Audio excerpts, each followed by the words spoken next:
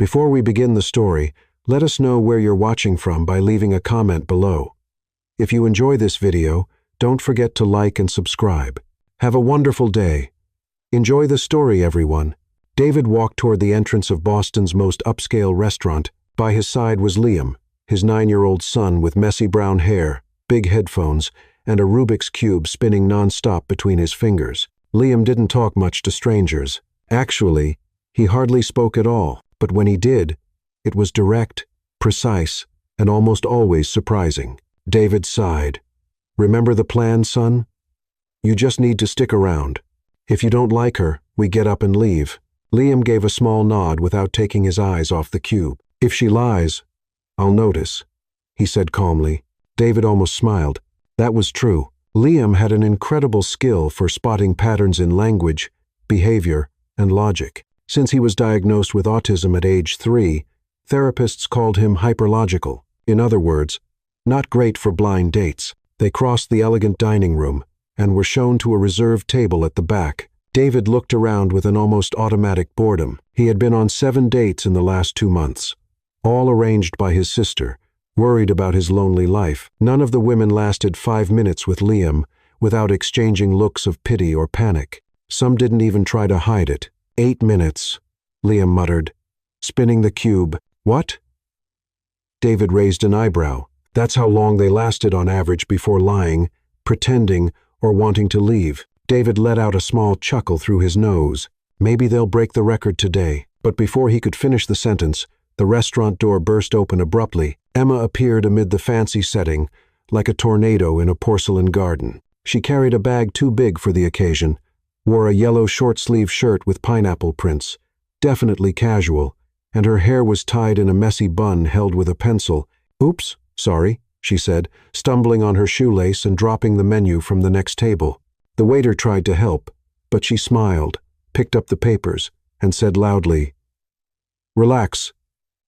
Champ, it's not the first time I cause a scene, and it won't be the last."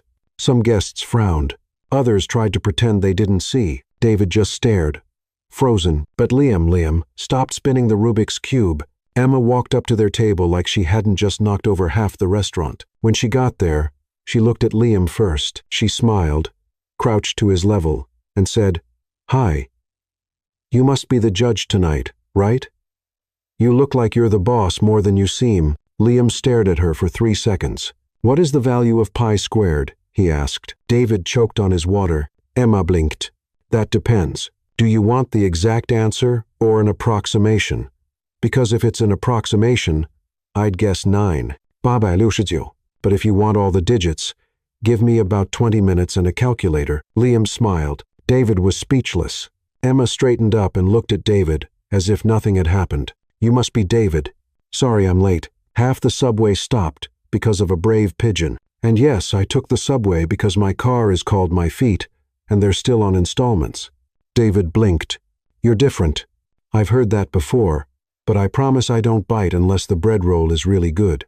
She grabbed one from the basket and bit into it without ceremony. Liam was spinning the cube faster now. His eyes, once behind an invisible wall, were fixed on her. "You're honest," he said plainly. "I am. But if you tell me a secret, I promise to keep it and pretend I never heard it." Liam leaned in and whispered something in her ear. Emma's eyes widened. Then she smiled. "I loved that secret. It's the best one I've been told today." David tried to understand what was happening. He was used to controlling everything, from stock trades to business mergers, but now felt off balance.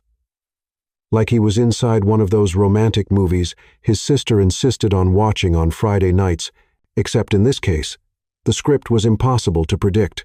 "Can I order fries?" Emma asked, still holding the menu closed. David hesitated. "That's not exactly on the menu." "Perfect. I love to challenge menus." She winked. David leaned back in his chair. Liam stopped spinning the cube. Emma chatted with the waiter like she'd known him for years. She joked about the complicated names of the dishes and asked if she could take a look at the kitchen later. When the waiter said no, she replied, "Okay, fine, but only because I'm wearing heels today." Liam laughed.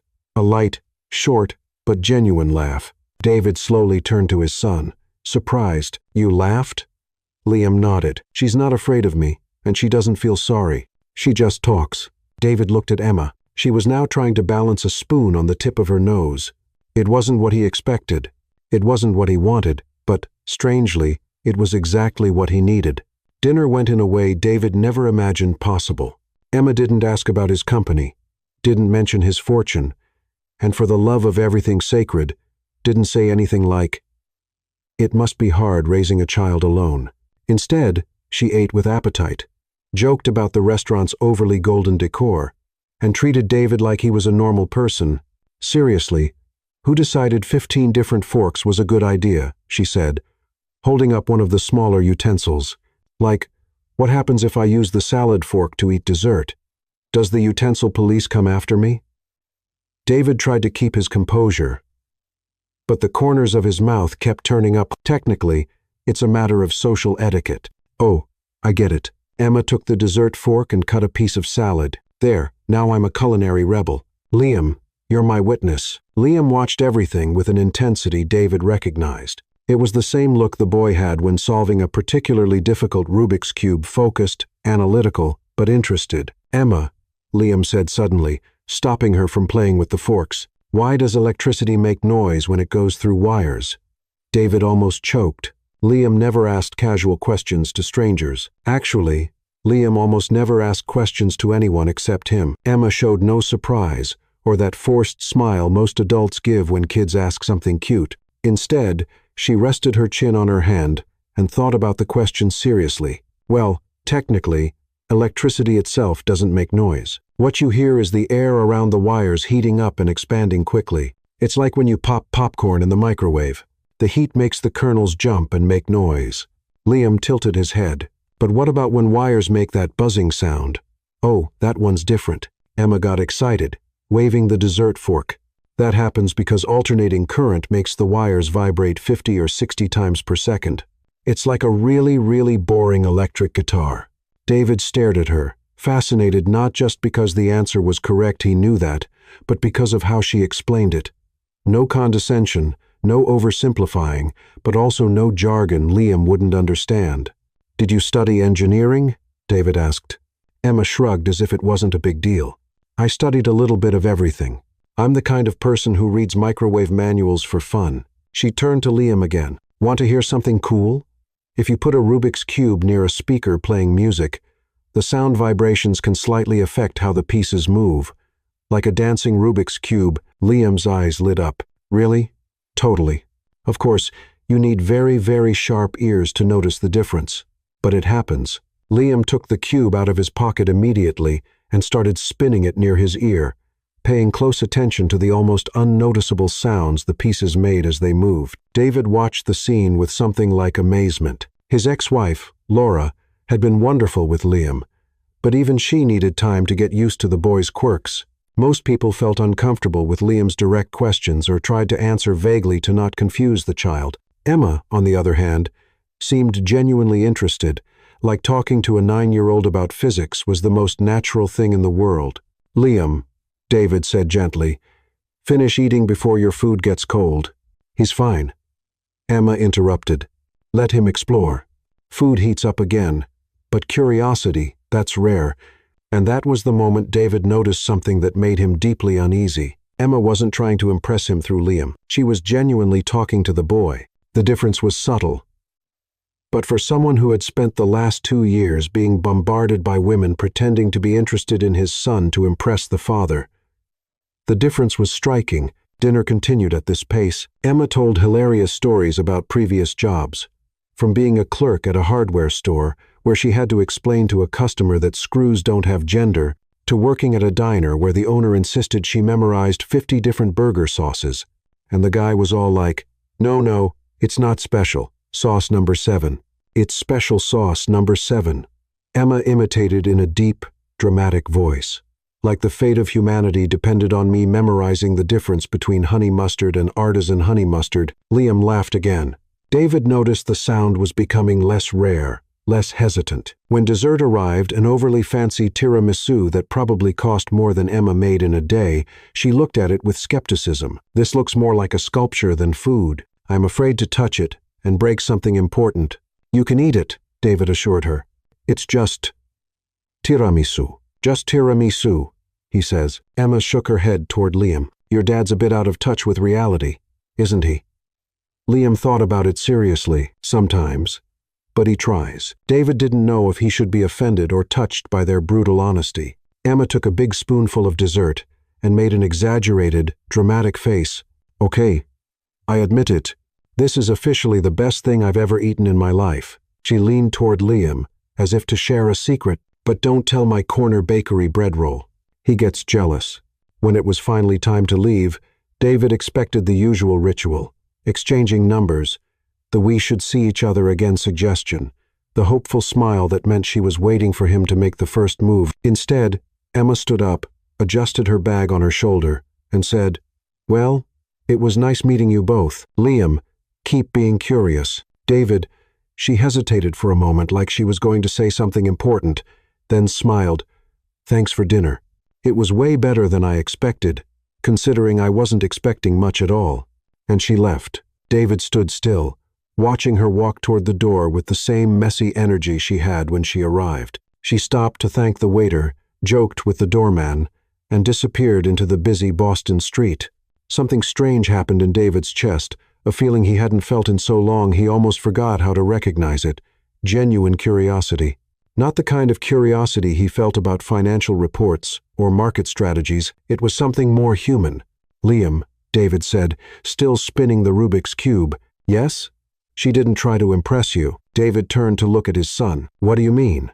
Liam looked at him with those eyes that saw patterns where others saw only chaos. All the others always did things to make you think they were important. Asked about money or said I was special in a weird way or tried to seem smarter than they really were. He stopped spinning the cube. She just listened and talked like we were normal. On the way home, in the quiet of the luxury car that kept them separate from the outside world, David couldn't get Emma out of his mind. There was something about her that challenged all his expectations. She didn't fit into any category he knew, not as fancy as the women in his social circle, but also not as easily impressed as he had imagined. She was smart without being pretentious, funny without trying too hard, honest without being harsh.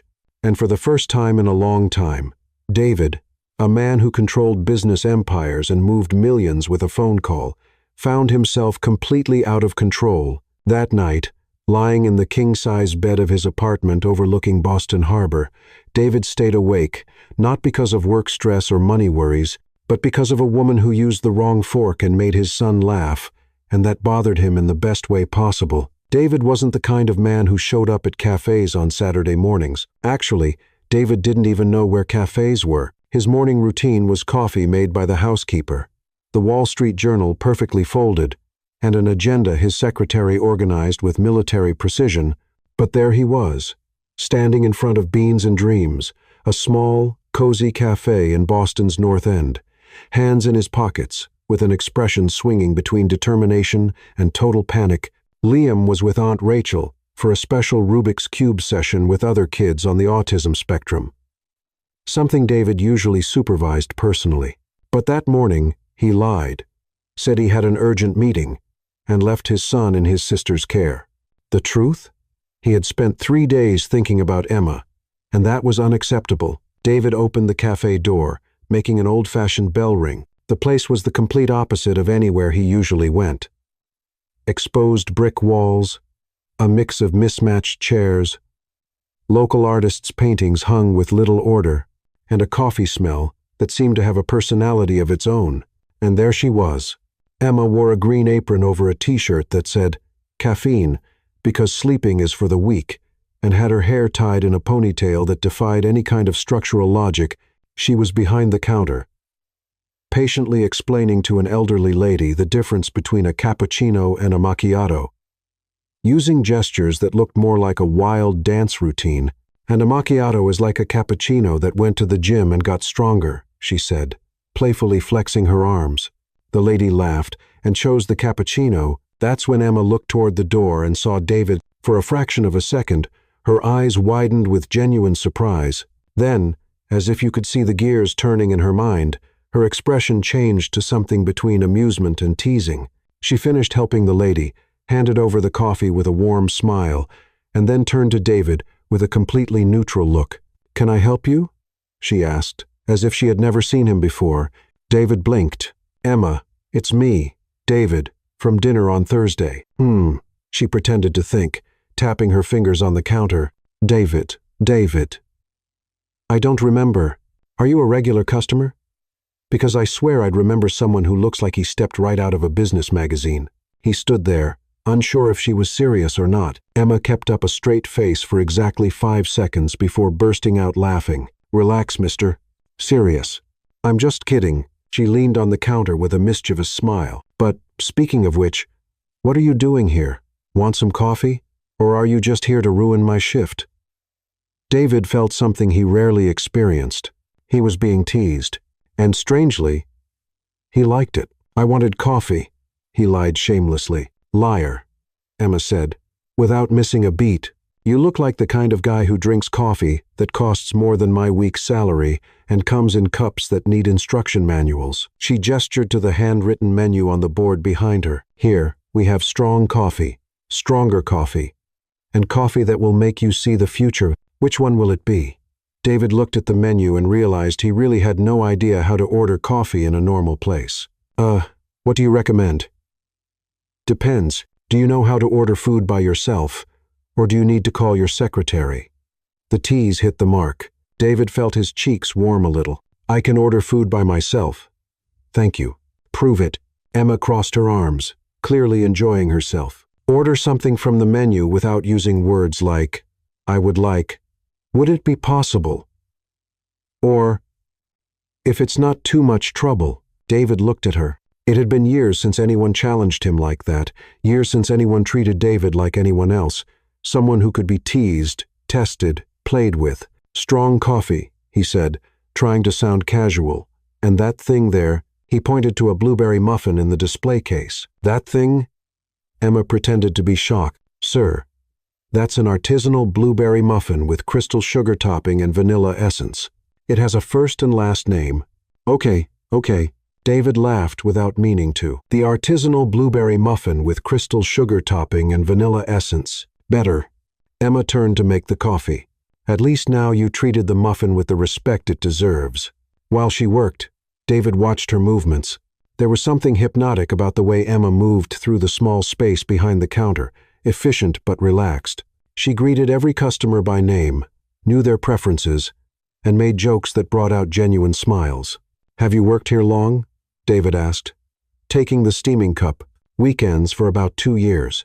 Emma leaned on the counter again. "During the week, I work at an accounting firm. Nothing glamorous, but it pays the bills. And here," she gestured around the cafe, "it's kind of my therapy. I like people. Most of them, at least." David tasted the coffee and had to admit it was delicious, strong, full-bodied, with a flavor that really had personality. "This is good," he said, genuinely surprised. "Of course it is. I made it." Emma winked. "You look shocked. What did you expect? Dirty water?" "No, it's just..." David stopped, realizing anything he said would sound condescending. "Oh, I get it," Emma said, shaking her head with an ironic smile. "You're surprised that a regular person like me actually knows how to make real coffee, not just some cute waitress serving bad drinks with a fake smile. That's not what I meant." "Yes, it is." But Emma didn't seem offended, just amused. "Relax, David. I'm not fragile, and you're not the first rich guy to show up here thinking he found a hidden gem among regular folks." David felt like he'd been slapped in the face, a needed slap. "You're right," he admitted. "That's exactly what I thought, and it was dumb of me." Emma blinked, clearly not expecting such honesty. Okay, points for owning up instead of making excuses." They were silent for a moment, but it wasn't uncomfortable. It was more like they were rethinking each other. "So, why did you really come here?" Emma finally asked. David hesitated. The truth was, he didn't have a rational answer. He'd spent 3 days trying to get Emma out of his head and failed miserably. He'd thought about how she made Liam laugh, how she didn't try to impress him, how she treated them both like normal people. "I don't know," he said honestly. "I guess I wanted to understand you better." "Understand what?" Emma tilted her head. "I'm not that complicated. Work, pay bills, watch bad shows on Netflix, Eat cold pizza for breakfast. Mystery solved. David smiled. Can I give you a ride home when your shift ends? I can take the subway. Thanks. I know you can. But can I still give you a ride? Emma studied him for a long moment. Why? Because I'd like to talk more with you. About what? About anything. About how you know so much physics. Why you work 2 jobs. Why you didn't try to impress me at dinner about everything. Emma bit her lower lip, thinking, my shift ends in an hour. I'll wait. You'll stay here drinking coffee and staring at me like a well-dressed stalker if you let me? Emma laughed. Okay, but you'll have to put up with me working. And fair warning, I'm way funnier with the other customers than with you. David settled at a small table in the corner and spent the next hour watching Emma at work. She hadn't lied. She was funny, warm, and natural with everyone. But David noticed something more. She really cared about people. She remembered names, asked about kids and pets, listened to work complaints with genuine patience. When her shift finally ended, Emma stepped out from behind the counter, taking off her apron. All right, Mr. Patience, let's go. In the car, a discreet BMW David had chosen instead of a limousine, Emma gave directions to a neighborhood David had never visited. Narrower streets, older buildings. Life happening on the sidewalks. Here, she said when they arrived in front of a 3-story apartment building. David looked up. The building was old but well kept. There were flower pots on the windowsills, clotheslines stretching between buildings, and sounds of life coming through open windows. Thanks for the ride, Emma said, already with her hand on the door handle. Emma, David called before she left. Yes? Can I see you again? Emma smiled, and this time there was no teasing. Just something soft and genuine. You know where to find me on weekends. She got out of the car and walked toward the building door. David watched her climb the steps and wave before disappearing inside. He stood there for a few minutes, looking at the building. Through the open windows, he could see small glimpses of life. A family having dinner. A woman watering plants. Children playing. It was simple, real, completely different from the glass and steel world David lived in. And for the first time in years, he wondered if maybe there was something valuable in that simplicity. David stared at the phone on his desk for 15 minutes before finally dialing the number. He had gotten Emma's number through the cafe, a casual conversation with the manager about a customer who left something behind on Saturday. The phone rang 3 times before she answered. Hello, Emma. It's David. A pause. Then, in that playful tone he was starting to associate with her, David, Billionaire CEO, is calling me. Wow, I must be in trouble. What's up? Did I forget to pay for the coffee? David chuckled without meaning to. Actually, I wanted to invite you. Liam has a science fair tomorrow night. We would like you to come. Liam specifically asked me to come. Well, David hesitated. He asked if you'd come. And when I said I wasn't sure, he said I should ask. Oh, I see. So it was Liam's idea. It was mine, too. David quickly added. I'd like you to come. There was a silence on the other end, and David wondered if he'd been too direct. What time? Emma finally asked. 7 o'clock. I can come pick you up. No need. I'll figure out how to get there. What's the address? David gave her the address of Brooklyn Academy, trying not to let relief show in his voice. Emma. Yes? Thank you for saying yes. Don't thank me yet. You don't know how I behave at school events. I could be a total mess. The next evening, the gym at Brooklyn Academy had been transformed into a science fair. Colorful projects filled tables arranged in neat rows, each accompanied by a proud and nervous child, ready to explain months of hard work. David arrived early with Liam, who carefully carried a box holding his project, a complex system of modified Rubik's cubes he had developed to create logical patterns. Is she really coming? Liam asked for the 3rd time as they set up their display. She said yes, David replied, checking his watch. Good. I want her to see what I made. David watched his son arrange every part of the project meticulously. Liam rarely showed any anxiety about impressing someone, but today was different. There was a hopeful energy in him. David recognized well the same energy he felt when Emma was around. At 7:15, David spotted Emma walking through the gym. She wore a navy skirt and a simple white blouse, but there was something about the way she moved, confident, curious, genuinely interested in what she saw, that made her stand out. Emma. Liam waved enthusiastically. She approached with a bright smile and a paper bag in her hands. Liam, you look so sharp, she said, crouching down to his level. And this must be the mysterious project you've been working on. Liam practically beamed with pride. It's a combinational logic system, using Rubik's cubes as the interface. Want to see how it works? I really do. David watched Emma lean over the project with genuine attention. Her questions were smart and specific. She truly understood what Liam had created. So, you developed a way to program patterns using color combinations? She asked, examining the modified cubes. Exactly. Each sequence represents a different command. It's like binary code, but with 6 variables instead of 2. Liam, that's brilliant, Emma said, and David could tell she wasn't just being polite. You created a completely new programming language. The event flowed naturally. Emma moved through the gym as if she belonged, chatting with other kids about baking soda volcanoes and solar system models. With the parents, she was just as comfortable, neither intimidated by the obvious money some had, nor trying to impress anyone. David watched her interact with Elizabeth Thornton, wife of a well-known senator, and noticed how Emma managed to be respectful without being submissive, interested without being fake. Your son is exceptional, Elizabeth told David as Emma stepped away to help a little girl with her project about carnivorous plants. And Emma is refreshing. David nodded, watching Emma turn a project about carnivorous plants into a hilarious presentation that drew both kids and adults. Plants are basically vegetable detectives, Emma explained with theatrical seriousness. They set traps, wait patiently, and then surprise dinner served. The little girl laughed. The adults smiled, and the project became one of the fair's most popular attractions.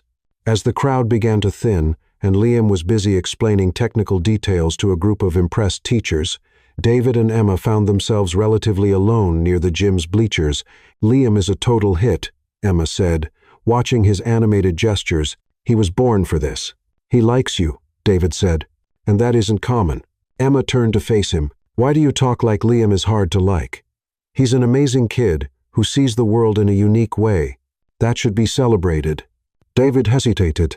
There was something about Emma's frankness that made him want to be equally honest. Most people don't get that. They think Liam is a challenge, or feel sorry for him, or think you're a hero for raising him alone. Emma finished with irony. How did you know? Because I've been on the other side of that equation. David frowned, confused. Emma was quiet for a moment, watching the soft gym lights reflect off the empty bleachers. I was an engineering student at MIT, she said finally, her voice softer than usual. Second year, full scholarship, top grades. I had a research internship in medical robotics and big plans to revolutionize prosthetics for kids. David stared at her, taking it all in. What happened? My mom got sick, early onset Alzheimer's. Emma gave a sad smile. My dad died when I was 16, so it was just the two of us. At first, it was little forgettings, teas, neighbors' names, but then she started getting lost, leaving the stove on, not recognizing me some mornings. David felt his heart tighten. I tried to balance school and caregiving, but Emma shook her head. She needed constant care, and I couldn't afford to pay for help. So I gave it all up. School, internship, boyfriend, dreams, everything. For how long? 4 years, until she passed. Emma looked at her hands. When it ended, I was 26. No degree, no work experience, nothing. 4 years behind in a field that changes every 6 months. David looked at Emma like he was seeing her for the first time, really seeing her. Not just the funny woman who teased him, but someone who had given up everything for family. You never thought about going back? Every day, Emma said, but going back meant starting over.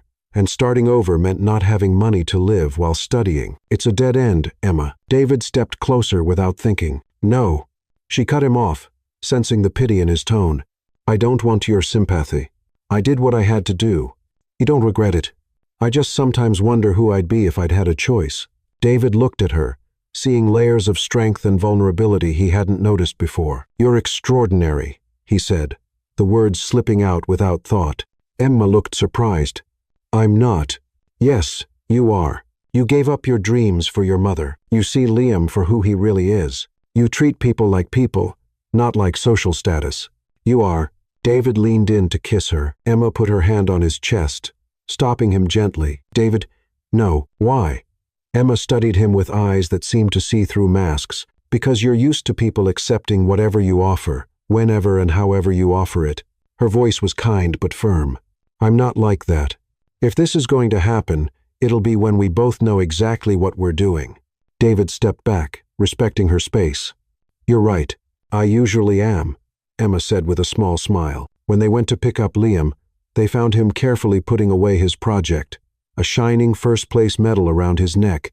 Emma, I won. Liam ran to her, beaming. Of course you did. You're a genius. In the parking lot, Liam came up to Emma, holding something. I made this for you, he said, handing her a modified Rubik's Cube with a folded note taped to one side. Emma unfolded the note and read aloud. You are different. That's good. She looked at Liam, her eyes shining. Liam, this is the most special gift I've ever received. Liam smiled. One of those rare smiles that lit up his whole face. When you solve it, you'll understand why you're important to us. Emma hugged Liam quickly, tucking the cube away like it was precious. David watched them, feeling something change deep inside. For the first time, he questioned if controlling everything was really as important as he thought. The Monday after the science fair, Emma was organizing returned books at the Boston Public Library when she heard a familiar voice behind her. Excuse me, could you tell me where the cooking section is? Emma turned slowly, finding David standing between the shelves with an expression trying to look casual, but failing miserably. Let me guess, she said, putting a hand on her hip. You woke up today with an unexplained urge to learn how to cook, and by pure coincidence, you picked the exact library where I work during the week. David blushed slightly. I really need to learn to cook. Liam is tired of takeout. Emma wasn't buying it. But there was something funny about his awkward attempt, and you couldn't just buy a cookbook at a bookstore because I wanted to see you. The honesty completely disarmed Emma. She expected him to make up more excuses, not admit it so directly. Well, at least you're honest when cornered, she said, pointing in a direction. The cooking section is over there. Beginner books are on the bottom shelf. David followed her, but instead of grabbing a book, he just watched Emma work. She organized, stamped, helped people find what they needed, all with a natural efficiency he found almost hypnotic. Aren't you going to pick a book? Emma asked without looking at him. I'm weighing my options. You're staring at me. There's a difference. David chuckled softly. There was something freeing about being called out so bluntly by someone who wasn't afraid of him. On Wednesday, David showed up at the cafe during Emma's shift, using some excuse about being in the neighborhood for a meeting. What meeting? Emma asked, making his coffee before he even ordered. An important meeting. With who? With important people. Emma stopped stirring the coffee and looked at him. David, you're a terrible liar. I know, he admitted, accepting defeat. I just wanted to see you again. You could have just said that instead of making up fake meetings. I'll say it next time. There will be a next time? David looked at her for a moment. I hope so. On Friday, David showed up at the market where Emma was shopping. This time, he didn't even try to make up an excuse. Hi, he said simply. Hi, Emma replied, trying to hide a smile. Following my routine now? Maybe a little. That's kind of stalkerish, you know. I know. Want me to stop?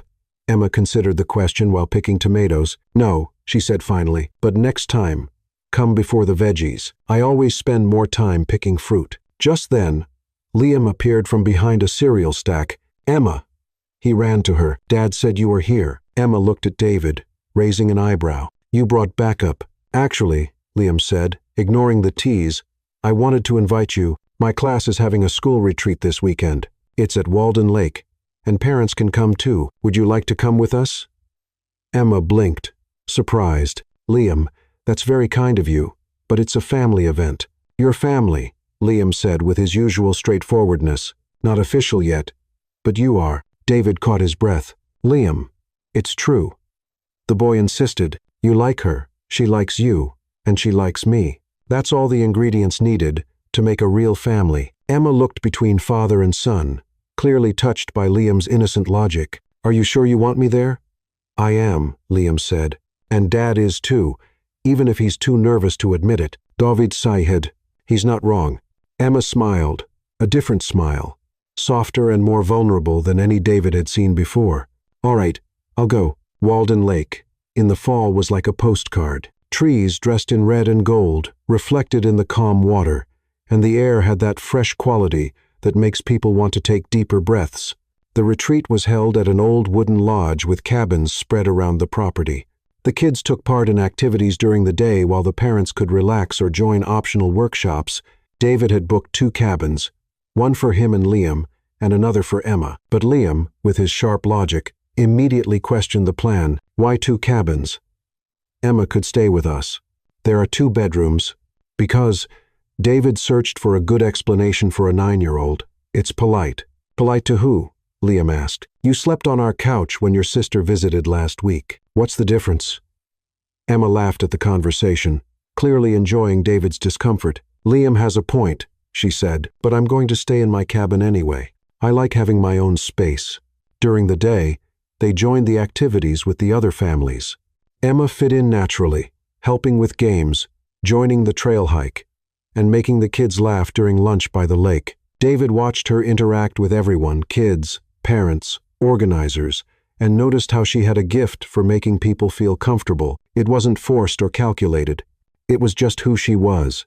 At night, after Liam had fallen asleep, exhausted from the day's activities, David found Emma sitting alone by the campfire the organizers had lit in the center of the camp. Most of the other families had already gone to their cabins. "Mind if I join you?" he asked. "Sure."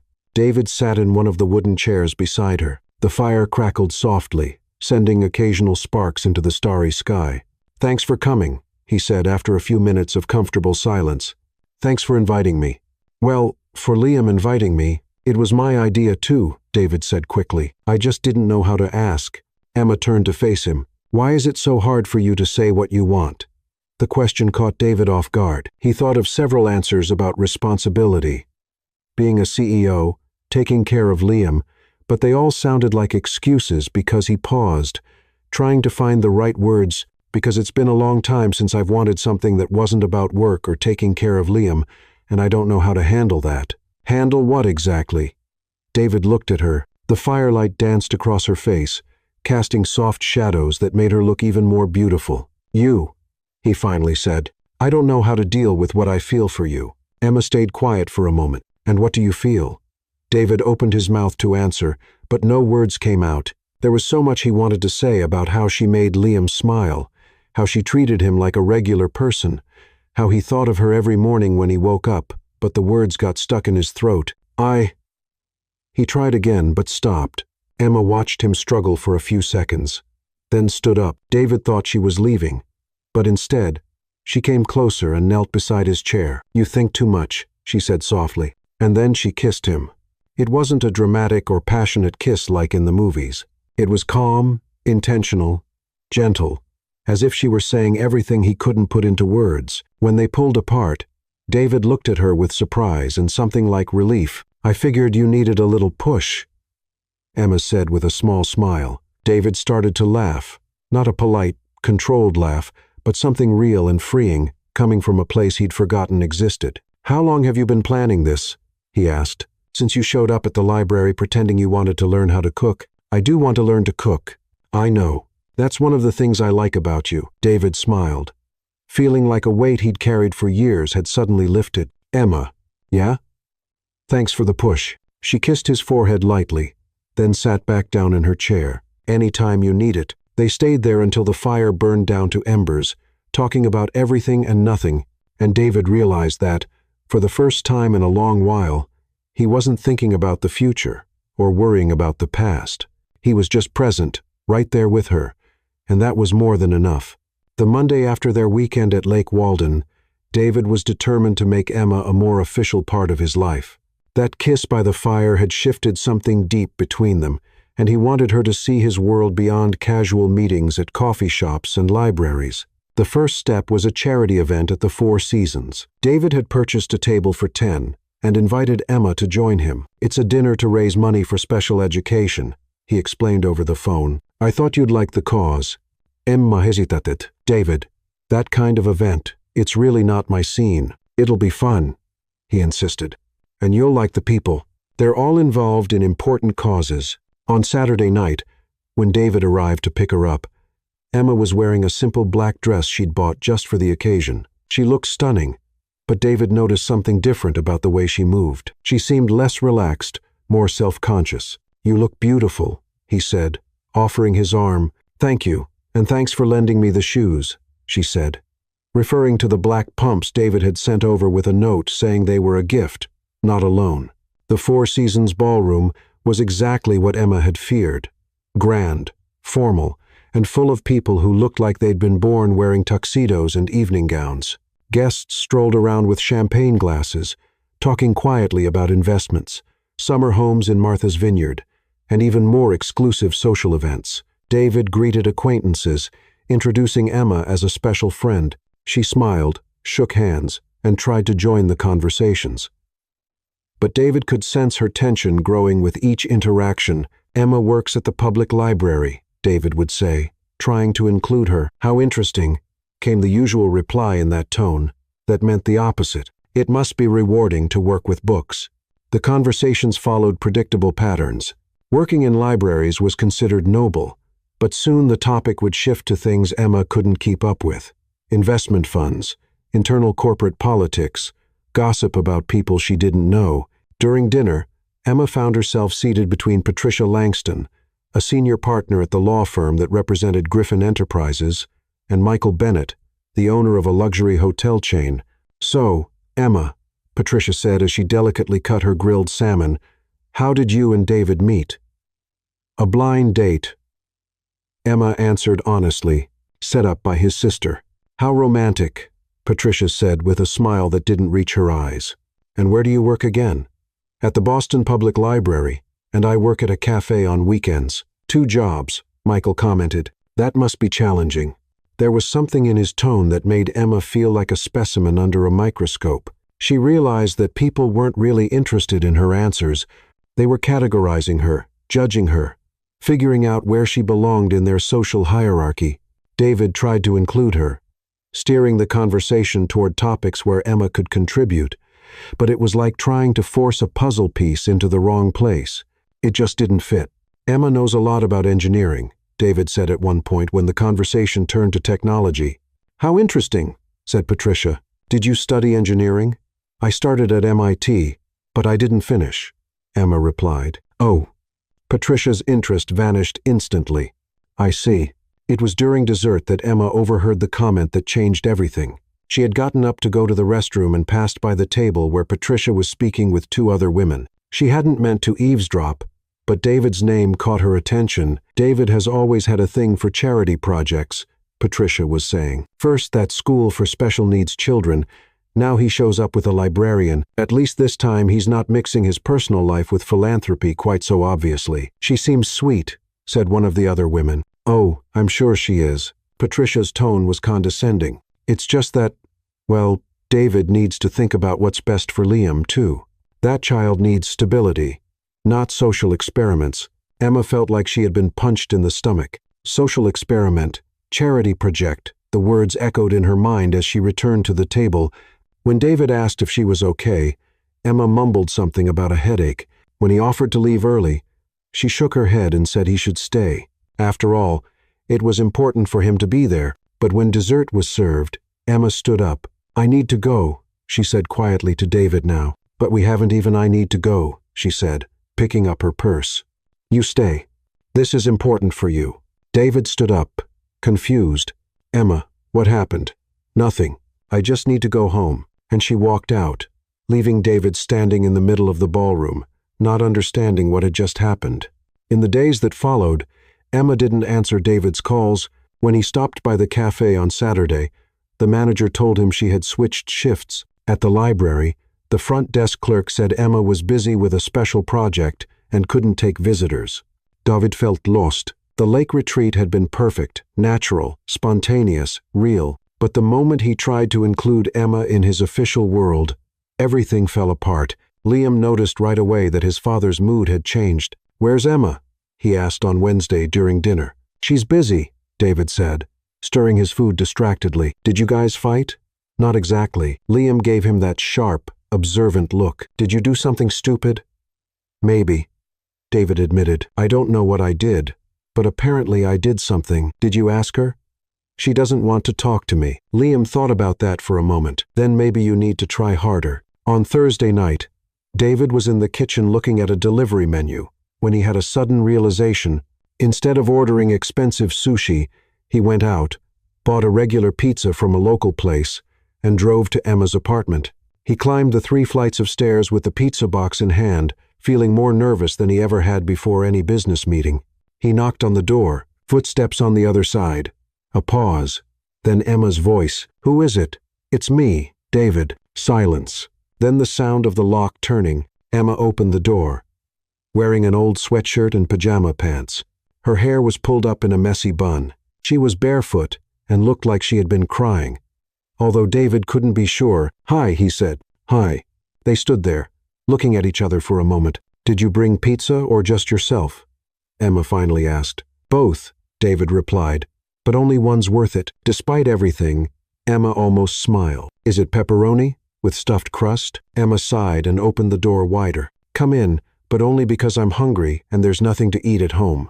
David stepped into Emma's small apartment for the first time. It was exactly as he had imagined.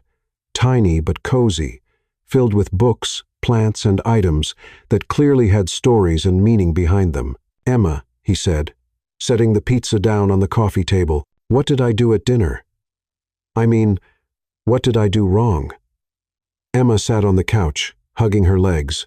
You didn't do anything wrong, she said, but her voice sounded tired.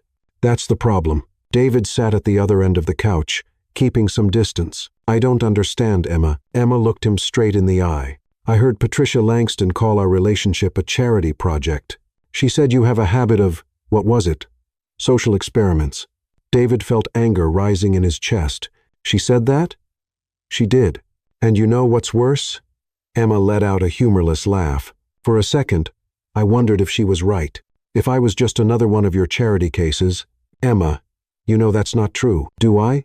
She asked, staring at him. Because from where I stand, it feels like you're trying to fit me into a world I don't belong in, and everyone in that world has made it pretty clear they agree with me. David moved a little closer on the couch. I don't care what they think.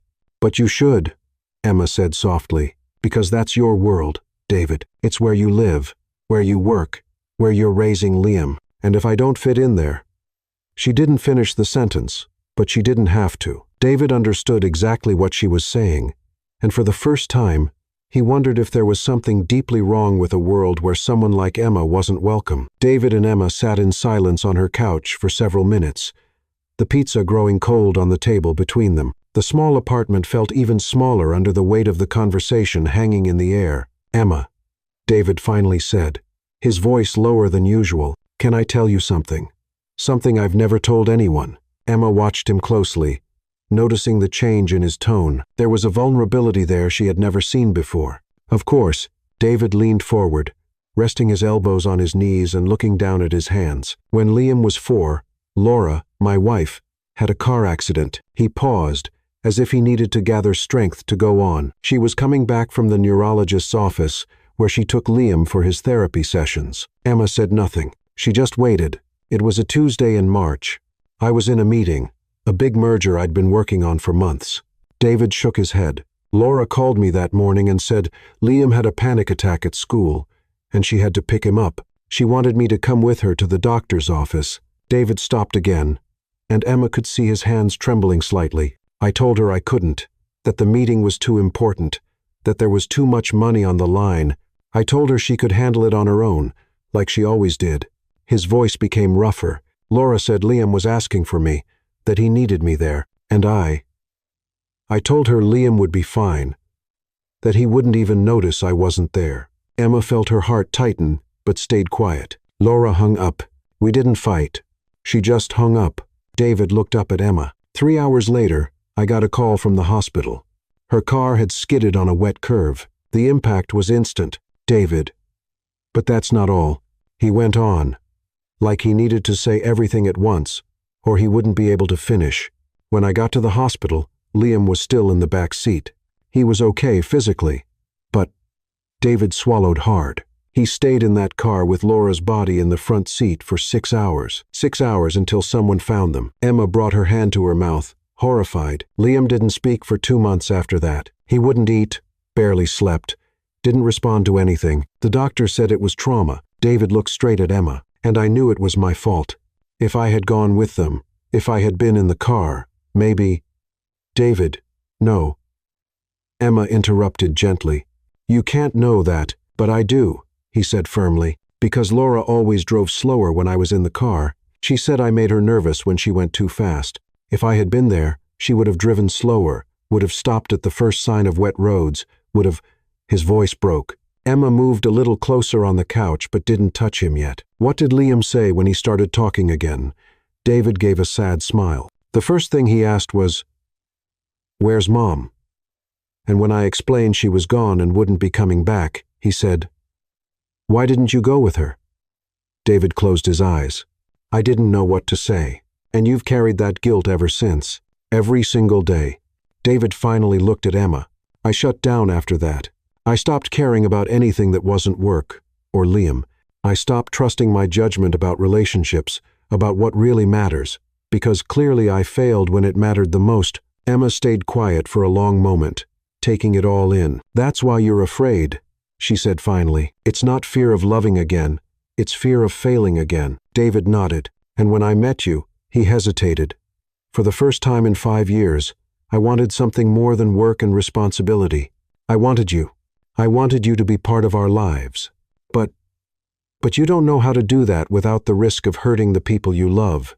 Exactly. David turned to face her completely, and tonight, when I saw how you felt at that dinner, how they made you feel, I realized maybe I'm already failing again. Maybe I'm trying to push you into a world that's just going to hurt you. Emma studied him for a long moment. When she finally spoke, her voice was gentle but firm. David, listen to me. You don't need someone to fix this. She gestured vaguely, referring to the burden he carried. You don't need someone to make you forget Laura or erase your guilt. David frowned, confused. And what do I need? You need someone who's willing to stay while you learn to live with it. Emma moved closer and finally touched his hand. You need someone who understands that you're going to have bad days, but sometimes you'll make choices out of fear instead of reason. Someone who knows you're not perfect but sees that you're trying. David looked at her like he was seeing something impossible. And you? You'd be that person? Emma smiled. And for the first time since that disastrous dinner, it was a real smile. David, I gave up a career at MIT to care for my mother for 4 years. I know what it's like to carry weight. I know what it's like to make sacrifices others don't understand. She squeezed his hand. I'm not here to fix you. I'm here because, even with all your baggage, even with all your fears, you make me want to try. David felt something loosen in his chest, a tension he'd carried for so long, he'd forgotten what it was like to breathe without it. Emma, about that world full of Patricia Langstons. Emma shrugged. They can think whatever they want. I don't need their approval to know how I feel about you and Liam. David pulled her into a hug, burying his face in her hair. I don't know how to do this right, he murmured. No one does, Emma answered, holding him back. We figure it out as we go. They stayed like that for several minutes, just holding on to each other. And for the first time in 5 years, David allowed himself to believe that maybe it was possible to love again without losing everything. What they didn't know was that Liam had gotten home 10 minutes earlier and was standing at the apartment door, listening through the thin wood. He hadn't meant to eavesdrop, but he'd come upstairs when he saw his dad's car parked in front of Emma's building. Liam quietly walked back down the steps and sat on the front stoop, trying to process what he'd just heard. For the first time, he understood why his dad always seemed to carry something heavy, why David sometimes looked at him with that sad expression he always pretended not to notice. But Liam had heard something else, too. Emma saying she would stay. Emma saying she didn't need anyone's approval to care about them. The next morning, David found Liam in the kitchen, hard at work on something at the island. Morning, champ. What are you working on? Liam looked up, and David noticed a look of determination in his eyes, something rare, even for Liam. I'm making something for you. David walked over and saw that Liam was modifying a Rubik's Cube, adding tiny dots of glow in the dark paint to the inner faces. It's special, Liam explained, continuing his careful work. When you solve it and open it, it'll glow in the dark, and there's something written inside. What does it say? Liam finished applying the paint and gently closed the cube. You have to solve it to find out. David took the cube. Noticing right away that Liam had adjusted the resistance of the pieces, it turned more smoothly, more easily. It took 15 minutes to solve, and when the last side clicked into place, the cube opened like a small box. Inside, written in small, careful letters that shimmered softly in the morning light, was Emma. David looked at Liam, who was watching him closely. Liam, I heard you two talking yesterday, Liam said plainly. I didn't mean to, but I did. David felt his stomach drop. Son, about what you heard. It's not your fault. Liam cut in with the clear, direct logic that was so typical of him. Mom died because of the rain and the curve, not because of you. David felt his eyes burn. Liam, and Emma's different. Liam went on. She doesn't pretend I'm normal, but she also doesn't pretend I'm broken. She just accepts me. Liam stepped closer and touched the cube in his dad's hand. Don't lose her, Dad. People like Emma are rare. David looked down at the softly glowing cube in his hands, then at his son, so young yet so wise. You're right, he finally said, about everything. Liam smiled, one of those rare smiles that lit up his whole face. I always am. It's statistically proven, and for the first time since Laura's death, David laughed at something from the past without feeling guilty. Maybe, finally, it was time to stop carrying all the weight alone. 2 weeks after that conversation in Emma's apartment, David did something he had never done in all his 42 years. He pushed a grocery cart. Are you sure you know what you're doing? Emma asked, watching David study a handwritten list like it was a complex financial report. I have an MBA from Harvard, David said, frowning at Liam's handwriting. I think I can figure out a shopping list. And what does that word say? The one you've been staring at for 5 minutes? David tilted the paper sideways. Milk. Or maybe Luke. Liam's handwriting is a little... Emma laughed and leaned in to look. Definitely milk. And that down there says eggs, not UFOs. I was going to say eggs. David lied shamelessly. They were at the Whole Foods in Cambridge on a Saturday morning, surrounded by families doing their weekly shopping, young couples picking out ingredients for romantic dinners, and retirees debating cereal brands. David felt completely out of his element, but in a strange way, it felt freeing. Okay, next item, Emma said, picking up the list. Ingredients for lasagna that isn't frozen. She looked at him. Liam is very specific. He said he wanted to teach me how to cook something that doesn't come in a box ready for the microwave. Smart kid.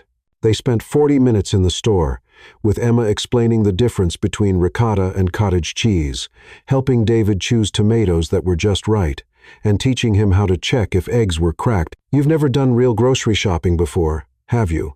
Emma asked while David examined a head of lettuce like it was a legal document.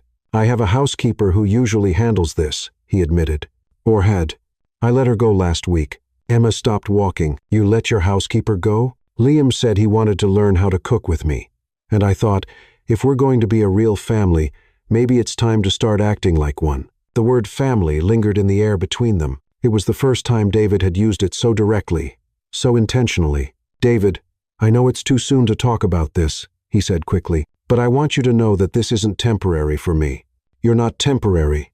Emma smiled and lightly touched his arm. It's not temporary for me either. The following Wednesday, David showed up at Liam's school for a parent-teacher meeting, something he usually delegated to his assistant or skipped entirely. The teacher, Mrs. Peterson, looked genuinely surprised to see him. Mr. Griffin, what a nice surprise. I wasn't expecting. Sorry I've missed the other meetings, David said. I want to be more involved in Liam's education. During the meeting, David learned things about his son he hadn't known. Liam had started a tutoring program for younger kids struggling with math. He had written a short guide called How to Understand People Who Think Differently for his classmates. And he had asked to do a final project on non-traditional families. Liam is a remarkable child, said Mrs. Peterson. But may I ask, he's been mentioning someone named Emma a lot lately. He says she's teaching him about emotional behavior patterns. David smiled. Emma is a very important person in our lives now. I'm glad to hear that. Liam seems more open lately, less anxious. It's obvious something positive is happening at home. On Saturday, David tried to make the promised lasagna. Emma had agreed to supervise the process, which basically meant she sat on the kitchen counter making light-hearted comments while David did all the work. "Okay, next step," David said, reading the recipe Liam had printed from the internet. "Sauté the onion until translucent." "What does that even mean?" "Onions don't turn into glass. It means soft and golden," Emma explained, swinging her legs from the counter. "You'll know it when you see it." "That's too vague for someone used to working with spreadsheets. Welcome to cooking, where not everything can be measured in percentages." Liam watched from a nearby stool, offering the occasional technical comment like, "The pan should be at about 350 degrees Fahrenheit, and you're stirring at a suboptimal frequency." The lasagna came out slightly burnt around the edges, and the sauce was a little too salty, but when they sat down to eat, David felt something he hadn't felt in years. Pride in something he had made with his own hands. "It's good," Liam said diplomatically. "It's great," Emma corrected, "for a first try." "You're both lying," David said. But he was smiling. "We are," Emma admitted, "but it's a kind lie. And the next one will be better." "Next one?" "Of course. Now you're a man who cooks. There's no going back." The following Thursday, David was at the office when Liam called with an unusual urgency in his voice. "Dad, I need you to come home now." "Liam, what's wrong? Are you okay?" "I'm fine. You need to come and bring Emma. Tell her to come, too." "Son, I have a meeting." "Dad." Liam's voice grew more serious. "How many meetings have you had in your life? How many surprises have I ever planned?" David paused. Liam was right. In 9 years, the boy had never asked for something like this. "You're right. I'm coming." David called Emma, who was working at the library. "Liam wants us both to come home now. He says it's urgent. Is he all right?" "Seems like it." Just being mysterious, when they got to the apartment, they found Liam wearing an apron. Where had he even gotten an apron? And the dining table set with plates, glasses, and carefully folded napkins. "Surprise," Liam said proudly. David looked around. The table was set for 3. There were candles, fake ones, for safety in the center, and soft instrumental music was playing in the background. "Liam, this is amazing, but what's for dinner?" Liam proudly pointed to the kitchen counter, where 3 frozen pizzas were just coming out of the oven. 3-flavor pizza, and I made dessert. The dessert was store-bought cookies, but Liam had arranged them nicely on a plate and written, "Welcome to the family," with frosting on paper napkins. "Liam," Emma put her hand over her heart, "you two always cook together, always do things together. I wanted to do something for you." Liam hesitated, "And I wanted you to know I like the way our family is becoming." David felt a lump in his throat. "Son, I know Mom's not here anymore." Liam continued with his usual honest tone. "And I know Emma's not trying to replace her, but it's nice to have someone who gets our jokes and doesn't get awkward when I explain too much." Emma knelt down to be at Liam's eye level. "Liam, thank you. This is the most special dinner I've ever had." They ate pizza and cookies, talked about Liam's science project, and laughed when Emma tried to teach David how to fold napkins properly. After dinner, they moved to the living room. David put on a movie. Liam had picked a science-themed comedy that was more educational than funny, but everyone pretended to love it. "Emma," David said when Liam went to the bathroom, Would you like to stay the night?" Emma looked at him. "David, are you sure?" "I am. Not as a guest. As family." Emma smiled. "Yes, I'd like to stay." When Liam came back, he found David and Emma sharing the couch with a clear space saved for him in the middle. Without hesitation, he nestled between them and pulled a blanket over all 3 of them. "This movie is statistically inaccurate," Liam mumbled, snuggling against David. "That's why it's fiction," Emma replied, gently brushing the boy's hair. "Can I ask a question?" Liam said sleepily. "Of course." David said, "Is Emma going to stay permanently now?" David and Emma looked at each other over Liam's head. "If she wants to," David said softly. "I do," Emma answered. Liam let out a contented sigh. "Well, I already figured out where we'll put her things in the closets, and it would be a waste of logistical planning if she left now." David and Emma chuckled quietly, and slowly the 3 of them fell asleep on the couch under the blanket, with the movie still playing on the TV. For the first time in 5 years, David fell asleep without checking emails or thinking about the next day's work. For the first time in her adult life, Emma fell asleep feeling completely at home, and Liam fell asleep knowing that his family was finally whole in a way that made sense to him. It wasn't the family he was born into, but it was the family they had chosen to build together, and that, Liam thought, just before falling completely asleep, was statistically much better. The letter arrived on a Tuesday morning, 3 weeks after Liam's surprise dinner. Emma was having coffee in David's apartment kitchen, something that had become a routine, when she saw her name on the thick envelope the doorman had left on the table. "MIT?" David asked, noticing the letterhead as he walked by to grab his briefcase. Emma opened the envelope with trembling fingers. She read in silence, her eyes moving across the lines with an expression that changed with each paragraph. "What is it?" Liam asked, finishing his cereal while reviewing a math project. Emma folded the letter slowly. "It's a job offer." David stopped looking for his car keys. "What kind of offer?" Biotech Solutions, a medical robotics company in San Francisco, is offering a re-entry program for engineers who left the field. Emma looked at the letter again, as if she couldn't believe what she was reading. They offer 6 months of intensive training, a salary during the program, and then a permanent position developing prosthetics for children. The kitchen went silent. "San Francisco," David repeated, his voice carefully neutral. "It's exactly what I've always wanted to do," Emma said, almost in a whisper. "Medical robotics for kids. It's literally my dream." Liam stopped eating and looked between the two adults, his expression suddenly cautious. "Are you going to accept it?" David asked. Emma hesitated. "I don't know. I need to think about it."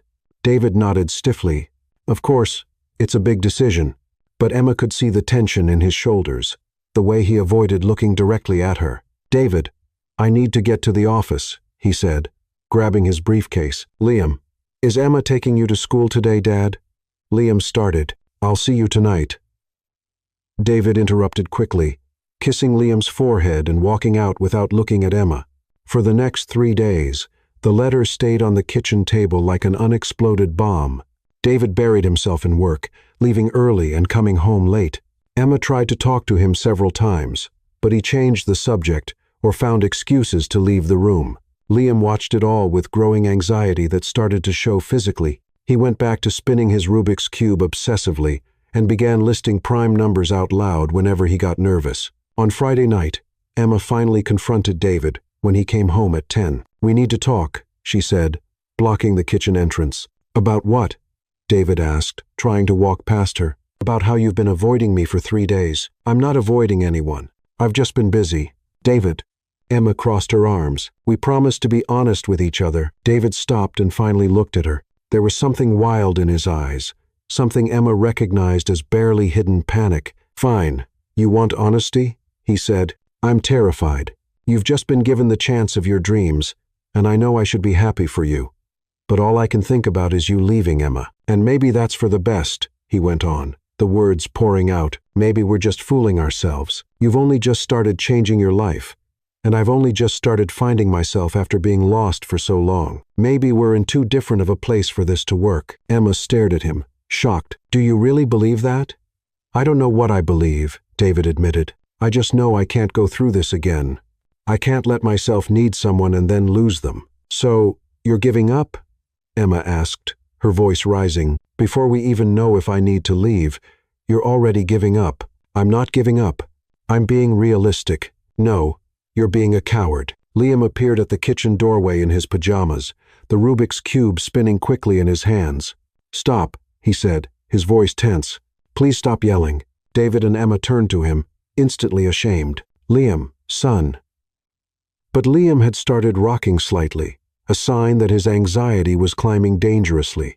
"You're going to split up," he said, his voice getting higher. "Emma's going to leave, and you're going to be sad again, and everything will go back to how it was before. And Liam stopped talking but kept rocking. The cube was spinning so fast it was making a noise. "Liam," Emma said gently, moving closer. "Breathe with me, okay? Let's breathe together." But Liam was heading into a full-blown anxiety attack. David knelt beside him. "Son, it's okay. We're here." "It's not okay," Liam finally burst out. "You're fighting over a letter." "A letter?" And now Emma's leaving because you're scared, and I'm going to lose her. And I'm going to lose you, too, because you're going to get sad and distant like you did when Mom died." Liam's words cut through the air like knives. David and Emma looked at each other over the boy's head, both seeing clearly how their fight was affecting the child they both loved. "Liam," Emma said softly, sitting on the floor next to him, "look at me. We're going to figure this out, okay? I'm not leaving without us talking everything through. You promise?" Liam asked, his eyes shining with unshed tears. "I promise." David helped Liam calm down, and after 20 minutes, the boy finally agreed to go to bed. Emma and David sat quietly in the hallway outside his room until they were sure he was asleep. "We need to talk," Emma whispered. They stepped out onto the apartment balcony where they could talk without waking Liam. "I messed everything up," David said right away. Liam was right. "I've been letting fear make all the decisions." Emma leaned on the railing, looking out at the city lights. "David, can I ask you something?" "Of course. If I ask you to stay, if I say I'm not going to take the offer, would I be holding you back from flying?" Emma turned to face him. "What? That's the question you should be asking me. If you're staying because of me, because of us, am I holding you back from flying?" Emma studied him for a long moment. "David, when I got that letter, the first thing I thought wasn't finally my big break. It was, how am I going to tell David and Liam?" She gave a small smile.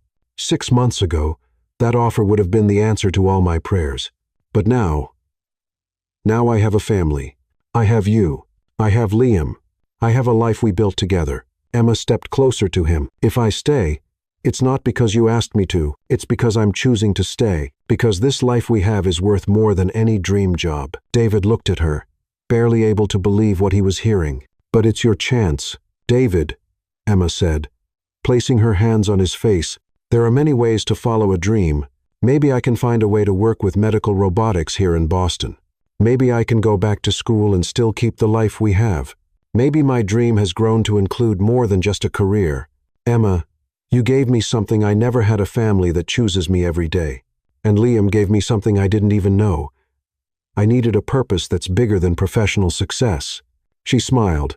"I'm not giving that up for a chance that might come again. Maybe even better next time." David pulled her into a tight hug. "I'm so sorry for doubting us, for letting fear—" "Shh." Emma interrupted. "We don't have to be perfect. We just have to keep choosing each other." They kissed there on the balcony, with the lights of Boston stretching below them and the distant sounds of the city night around them. When they pulled apart, David smiled. "So, should we call San Francisco tomorrow?"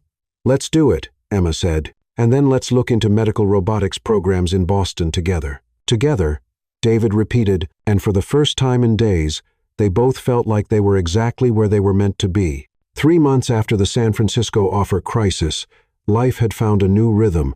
Emma had enrolled in a graduate program in biomedical engineering at Northeastern University and gotten a part-time job at a research lab focused on pediatric prosthetics. David had learned how to cook at least 5 meals that didn't come out of a box. And Liam had created a new kitchen organization system based on optimized culinary efficiency. It was a Saturday morning when Liam walked into the room where David was reading reports and Emma was studying at a makeshift desk made of stacked books. "Dad," Liam said, carrying something carefully in his hands. "I'm done." David looked up from the papers. "Done with what, buddy?" Liam walked over, holding what looked like a Rubik's Cube, but different from any David had ever seen. Instead of the usual colors, each side had tiny hand-drawn illustrations, stars, hearts, gears, books, and little portraits that seemed to represent the 3 of them as a family. "It's a special cube," Liam explained, handing it to David. "There's no traditional solution to it, but it's the prettiest one I've ever made." David turned the cube in his hands, admiring the careful detail. Each drawing had been done with fine-tip pens, each part thoughtfully planned. "Liam, this is amazing.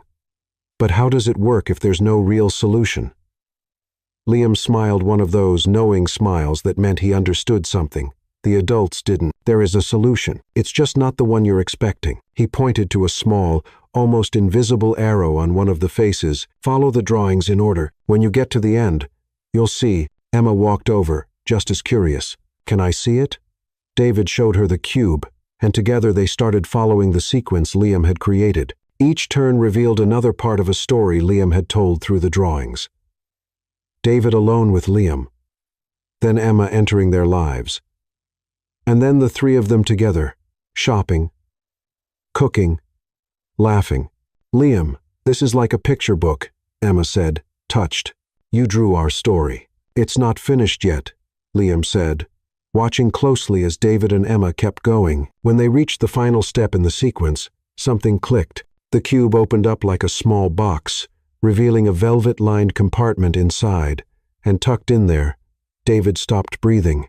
There was a ring, simple, elegant, with a small but perfect diamond, and beneath it, a folded note. "Liam," David started, his voice catching. "Read the note," Liam said, nearly bouncing with excitement. David unfolded the paper with trembling hands. Liam's careful handwriting read, "When you're ready to ask the right question to the right person with love, Liam, P.S.